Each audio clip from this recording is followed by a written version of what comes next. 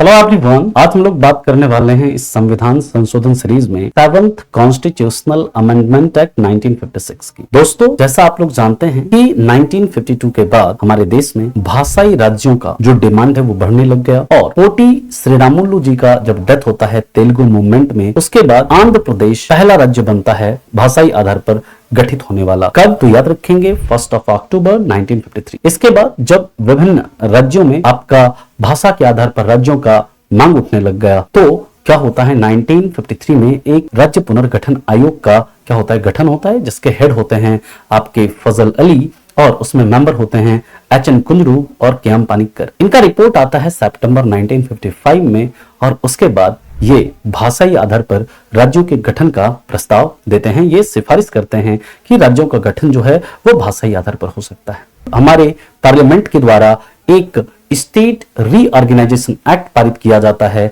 On 31 अगस्त 1956 और फिर इसी एक्ट को मतलब लागू करने के लिए हमारे संविधान में एक 7वां संविधान संशोधन किया जाता है और ये संविधान संशोधन अधिनियम पारित होता है कब?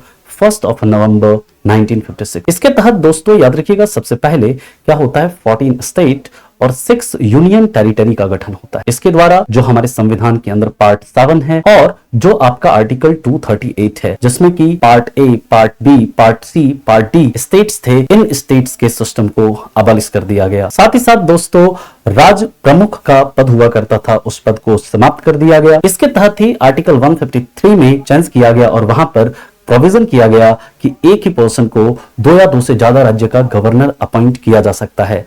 साथ ही साथ दोस्तों इसके तहत आर्टिकल 231 में चेंज किया गया और इसके तहत पार्लियामेंट को 2 या 2 से ज्यादा राज्यों के लिए एक कॉमन हाईकोर्ट को स्थापित करने का अधिकार दिया गया। साथ ही साथ दोस्तों एक हाईकोर्ट के पावर को, एक हाईकोर्ट की जुरिस्डिक्शन को यूनियन टेरिटरी पर भी एक्सटेंड करने का पावर दिया गया।